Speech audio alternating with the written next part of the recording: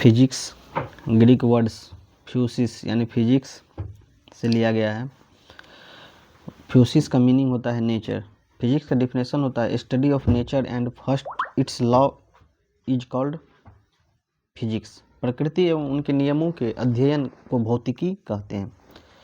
जैसे उदाहरण में 7 कलर अगर रेनबो का दिख रहा है तो वो कहाँ से, फिजिक्स से ही लिया गया है। इसमें कौन कौन सा फिनोमिना काम करता है, कौन कौन सा प्रक्रिया होता है, तो TIR पूर्ण आंतरिक परावर्तन, टोटल रिफ्रैक्शन, अपवर्तन, डिस्पर्सन, वर्ण विक्षेपण, ये सभी रेनबो का जो 7 कलर दिखता है उसमें काम करता है।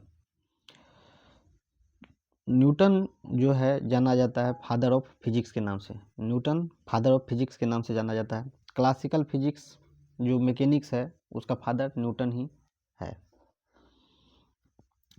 और एस्ट्रोनॉमिक फिजिक्स जो है, कॉस्मिक फिजिक्स, उसका पिता है गैलीलियो, उसके पिता का नाम गैलीलियो है।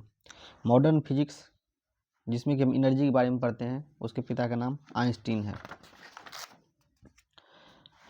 अब सबसे पहले हम देखते हैं मोशन, गति। मोशन कब होता है? When a body change its position with respect to time. जब कोई वस्तु समय के साथ स्थिति को बदलती है तो उसे हम गति कहते हैं। जैसे कोई भी चलता हुआ कार, मूविंग कार हो गया। फ्लाइंग एरोप्लेन, अगर एरोप्लेन वो ऊपर में उड़ रहा है। कोई भी ब्लोइंग एयर, हवा जो बह रही है, तो ये सब क्या है, मोशन में है। इसे हम मोशन कहते हैं, गति कहते हैं। रेस्ट, विराम अवस्था, जब कोई वस्तु समय के साथ अपनी स्थिति नहीं बदलती है तब उसे हम विराम अवस्था में कहते हैं। जैसे कोई भी चीज़ अभी भी वहीं पे है और कुछ समय के बाद भी और घंटों के बाद भी वहीं पे है तो वो वस्तु विराम अवस्था में। When a body do not change their position with respect to time, समय के सापेक्ष में अगर उसमें कोई भी प्रकार का बदलाव नहीं आ रहा है तो वो विराम अवस्था में है। जैसे इलेक्ट्रिक पोल है, जो पोल जहाँ पे है महीनों से वहीं पे है। तो रेस्ट में क्या होता है? रेस्ट में वेलोसिटी जो है 0 होता है और मोशन में वेलोसिटी 0 नहीं होता है। टाइप्स ऑफ मोशन, मोशन कितने प्रकार के होते हैं? स्ट्रेट लाइन मोशन होता है जिसको कि हम रेक्टिलिनियर मोशन कहते हैं। मूविंग कार ऑन हाईवे, अगर हाईवे पे कोई भी वस्तु, कोई भी कार चल रही है तो वो स्ट्रेट लाइन मोशन में है। सर्कुलर मोशन किसको कहते हैं? ये तो हो गया रेक्टिलिनियर मोशन। उसके बाद circular motion, all the planet revolving around the sun, उसको वो कोई भी प्लानेट जो है वो सन के चारों ओर जो घूम रही है उसको हम क्या कहते हैं? सर्कुलर मोशन कहते हैं।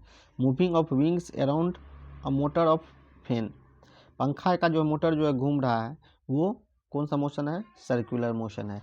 उसके बाद होता है रोटेशनल मोशन यानी घूर्णन गति। रोटेशनल मोशन क्या है? A body is said to be in rotatory motion if it moves about a fixed axis, किसी भी फिक्स्ड एक्सिस पे अगर वो घूम रहा है तो वो उसको हम रोटेशनल मोशन कहते हैं। जैसे एक लट्टू इस उसी एक्सिस पे क्या है, वो घूम रहा है बार बार, तो उसको हम क्या कहते हैं? रोटेशनल मोशन कहते हैं। जैसे विंड मिल है, वो अपने ही एक्सिस पे घूमते रहता है तो उसको हम क्या कहते हैं? रोटेशनल मोशन कहते हैं। Periodic motion, periodic motion a motion that repeats itself after equal interval of time is known as periodic motion. Periodic motion में क्या होता है? वो अपने निर्धारित समय पर उस स्थान पर पुनः जा करके फिर वापस आता है। जैसे कि पेंडुलम हो गया, वो गया फिर से वापस उस स्थान पे आएगा ही आएगा, तो उसको हम क्या कहते हैं? पीरियोडिक मोशन कहते हैं। A girl swinging on a swing the earth rotation around the sun, जो घूमता है। एक क्लॉक पेंडुलम, पेंडुलम जो है। All circular motion is periodic motion but all periodic motion is not circular motion. जितने भी सर्कुलर मोशन हैं वो पीरियोडिक मोशन हैं, लेकिन जितने भी पीरियोडिक मोशन है वो सर्कुलर मोशन नहीं है। क्योंकि सर्कुलर मोशन में क्या होता है कि कोई भी वस्तु अगर घूम रहा है तो उस निर्धारित समय के बाद फिर उस जगह पे फिर से दोहरा के आएगा, तो इसीलिए क्या हो जाता है? सर्कुलर मोशन पीरियड पे प्रत्येक पीरियड के अनुसार, जैसे यहाँ से कोई वस्तु निकला है तो फिर से जाके फिर तो यहाँ पे आएगा, तो यहाँ पे क्या हो गया? उसका फर्स्ट पीरियड पूरा हो गया, फिर से घूम के फिर वहाँ पे आएगा, तो उतना में ही घूमते रहना पड़ता है। इसीलिए वो क्या है कि सभी सर्कुलर मोशन जो होते हैं पीरियोडिक मोशन होते हैं, लेकिन सभी पीरियोडिक मोशन जो है वो सर्कुलर मोशन नहीं होंगे क्योंकि वो गोल गोल नहीं घूम रहा होता है।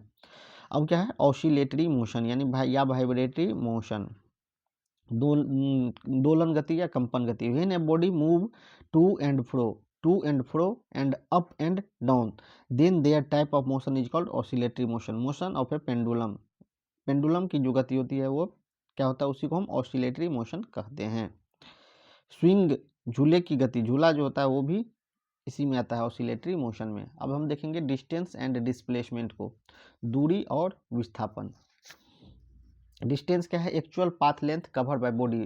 कोई भी जो है बॉडी के द्वारा जो एक्चुअल जो दूरी तय की जाती है उसको हम डिस्टेंस कहते हैं। इसको रिप्रेजेंट करते हैं एक्स से, और ये स्केलर क्वांटिटी है क्योंकि इसमें मैग्नीट्यूड ही सिर्फ है, डायरेक्शन नहीं होता है। डिस्प्लेसमेंट ऐसे ही विस्थापन है। विस्थापन क्या है, सबसे न्यूनतम जो दूरी तय की जाती है उसको हम विस्थापन कहते हैं। Shortest distance between initial and final point. Displacement is always straight path. Displacement हमेशा एकदम सीधे डायरेक्शन में होती है। इसको रिप्रेजेंट करते हैं एस से, और ये वेक्टर क्वांटिटी है क्योंकि इसमें दिशा भी इस पर निर्भर करता है। अब देखते हैं distance can never be zero. Distance जो है कभी भी जीरो नहीं हो सकता, लेकिन डिस्प्लेसमेंट जीरो भी हो सकता है और निगेटिव भी हो सकता है और इक्वल भी हो सकता है डिस्टेंस के बराबर। क्योंकि डिस्प्लेसमेंट में अगर हम किसी स्थान से चलते हैं तो कुछ दूर आगे जा रहे हैं तो डिस्टेंस भी बढ़ेगा, डिस्प्लेसमेंट भी बढ़ेगा। लेकिन फिर से अगर हम वापस आएंगे तो डिस्टेंस क्या कहते हैं, बढ़ रहा है, लेकिन डिस्प्लेसमेंट घट रहा है। घटते घटते जिस स्थान पर हम खड़ा थे वहाँ पे अगर पहुँच जाते हैं तो डिस्प्लेसमेंट जीरो हो गया, और उससे और पीछे अगर जाने लगते हैं तो डिस्प्लेसमेंट निगेटिव में जाने लगता है। When an object move along a circular path, then its distance is not zero but displacement will be zero. Displacement zero हो सकता है सर्कुलर पाथ पे, लेकिन क्या कहते हैं डिस्टेंस जीरो नहीं होगा। जितने बार घूमेगा उतना उसका डिस्टेंस बढ़ते जाएगा। अब कह रहा है कुछ जो है न्यूमेरिकल प्रश्न है उसको हम बाद में देखेंगे। अब हम देखते हैं, अभी सिर्फ हमको मुख्यतः थ्योरी देख लेना है। चाल वर्सेस वेग, स्पीड वर्सेस वेलोसिटी। स्पीड यानी चाल, चाल का क्या फॉर्मूला होता है, speed equal to distance upon time. Average speed equal to होता है total distance upon total time. Average velocity अगर जब डिस्टेंस क्या रहेगा, जब डिस्टेंस सेम रहेगा तब फॉर्मूला हो जाएगा 2v1v2 अपॉन में v1 प्लस v2। अगर इसका टाइम सेम रहेगा तब हो जाएगा u plus v upon T, 2 initial speed plus final speed divide by 2। Physical quantity, भौतिक राशि जो होती है दो प्रकार की होती है, स्केलर और एक वेक्टर। स्केलर मीन्स अदिश जिसमें दिशा नहीं है, और वेक्टर मीन्स सदिश जिसमें की दिशा है। स्केलर में मैग्नीट्यूड होता है और वेक्टर में भी मैग्नीट्यूड होता है, लेकिन डायरेक्शन स्केलर में नहीं होता है, वेक्टर में सिर्फ डायरेक्शन होता है। लॉ ऑफ वेक्टर सिर्फ स्केलर क्वांटिटी नहीं करेगा उसको फॉलो, लेकिन वेक्टर क्वांटिटी करेगा। तो वेक्टर क्वांटिटी में मैग्नीट्यूड भी होगा, डायरेक्शन भी होगा, और वो लॉ ऑफ वेक्टर को भी फॉलो करेगा। लेकिन स्केलर क्वांटिटी में सिर्फ मैग्नीट्यूड ही होगा, ना ही वो लॉ ऑफ वेक्टर को फॉलो करेगा और ना ही उसमें डायरेक्शन होगा। अब देखते हैं हम वेलोसिटी। वेलोसिटी मीन्स वेग होता है। वेक्टर क्वांटिटी यानी सदिश राशि, फॉर्मूला इसका होता है displacement upon time. Average velocity जो होता है total displacement upon total time होता है वेलोसिटी। स्पीडोमीटर से हम किसी भी चीज़ का इंस्टेंटेनियस स्पीड को नाप सकते हैं, और ओडोमीटर के माध्यम से हम किसी भी चीज़ का डिस्टेंस को नाप सकते हैं। वेलोसिटी इक्वल टू होता है स्पीड इंटू डायरेक्शन। स्पीड चाल हो गया, डायरेक्शन दिशा हो गया। एवरेज स्पीड जो है कभी भी जीरो नहीं हो सकता है, लेकिन एवरेज वेलोसिटी जीरो हो सकता है क्योंकि इसमें डिस्प्लेसमेंट आता है। तो डिस्प्लेसमेंट जैसे ही जीरो होगा तो एवरेज वेलोसिटी भी जीरो हो जाएगा। एवरेज स्पीड में डिस्टेंस होता है तो वो कभी भी जीरो नहीं होगा। अब हम देखते हैं एक्सीलरेशन। एक्सीलरेशन किसको कहते हैं, rate of change in velocity. Velocity में अगर परिवर्तन होता है समय के अनुसार विथ रिस्पेक्ट टू टाइम तो हम उसको एक्सीलरेशन कहते हैं। The rate of change in velocity with respect to time. Acceleration equal to होता है v minus u upon t, यानी final velocity minus initial velocity divided by time. Acceleration एक vector quantity है क्योंकि इसमें वेलोसिटी है, तो वेलोसिटी भी डायरेक्शन पर निर्भर करता है। तो एक्सीलरेशन का होता है delta v upon T. Delta v मतलब वेलोसिटी का ऐसा यूनिट होता है मीटर पर सेकेंड, अब डिवाइडेड बाय टाइम है तो सेकेंड में, तो मीटर प्रति सेकेंड स्क्वायर इसका हो जाता है। वेक्टर क्वांटिटी है एक्सीलरेशन, एक्सीलरेशन बराबर डेल्टा v अपॉन टी होता है।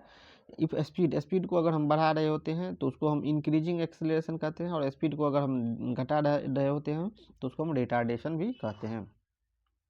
अब क्या है, इक्वेशन ऑफ मोशन, गति के समीकरण कौन दिए हैं, तो ये गैलीलियो दिए हैं। इक्वेशन ऑफ मोशन गैलीलियो दिए हैं। ये कहाँ पे नियम इसका लगता है, तो वैक्यूम में, निर्वात में लगता है। ये अब्सेंस ऑफ एयर, एयर के, वायु की अनुपस्थिति में ये काम करता है। इसका कुछ फार्मूला है, v बराबर u plus a t, s बराबर u t plus half a t square, v square minus u square बराबर 2as। यहाँ पर u इनिशियल वेलोसिटी है और v फाइनल वेलोसिटी है, a एक्सेलरेशन है, t टाइम है और s डिस्प्लेसमेंट या डिस्टेंस है। अब हम कुछ ग्राफिकल रिप्रेजेंटेशन है उसमें देखते हैं। यूनिफॉर्म मोशन, एक समान गति होता है। Equal distance travel in equal interval of time, समान समय में समान दूरी को तय करना ही यूनिफॉर्म मोशन कहते हैं। वो जो है उसका रेशियो हमेशा समान रहेगा। अगर 2 सेकंड में वो 5 मीटर की दूरी तय कर रहा है तो फिर अगले 3 सेकंड में वो 10 मीटर का, फिर अगले में 15 मीटर का, ऐसे ही दूरी को तय करेगा। एक होता है नॉन यूनिफॉर्म मोशन, असमान गति। Unequal distance travelled in equal interval of time, असमान दूरी को समान समय में तय करना। जैसे 1 सेकंड में, 2 सेकंड में, लेकिन वो दूरी उसका असमान है, लेकिन टाइम का फ्रीक्वेंसी बराबर है। 1 सेकंड में मान के चलिए 5 मीटर तय किया, तो अगले सेकंड में वो 7 मीटर तय कर लेगा। इसको नॉन यूनिफॉर्म मोशन कहते हैं। और डिस्प्लेसमेंट टाइम ग्राफ जो होता है, विस्थापन समय का ग्राफ, ये जो है समय अक्ष में समानांतर क्षैतिज रेखा में रहता है। तो वाई एक्सिस पे अगर कोई भी वस्तु रेस्ट में है तो वो हमेशा रेस्ट में ही रहेगा, टाइम उसका बढ़ते जाएगा लेकिन उसका दूरी नहीं बढ़ेगा। और स्लोप जो है इसका, डिस्प्लेसमेंट और टाइम का जो है स्लोप क्या देता है, तो वेलोसिटी देता है। डिस्प्लेसमेंट और टाइम का स्लोप क्या देता है, वेलोसिटी देता है। अगर वेलोसिटी वो डिक्रीज करता है तो ये रिटार्डेशन बन जाता है, और अगर वेलोसिटी इंक्रीज कर रहा है तो वो पॉजिटिव एक्सीलरेशन के रूप में काम करेगा। स्पीड टाइम का जो है ग्राफ, वो हमको उसका स्लोप जो है हमको देता है, एक्सीलरेशन देता है।